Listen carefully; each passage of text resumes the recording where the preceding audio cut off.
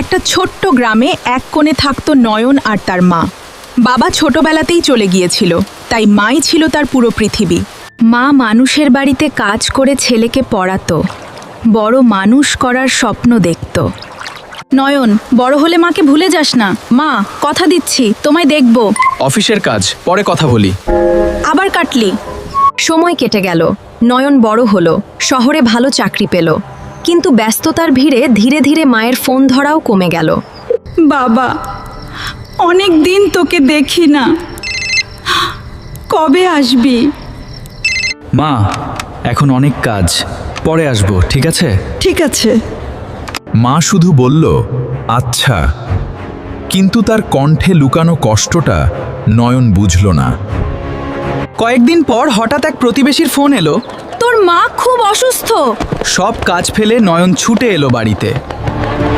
মা, আমি দেরি করে ফেলেছি, আমাকে ক্ষমা করে দাও। না বাবা, তোমার কোনো দোষ নেই।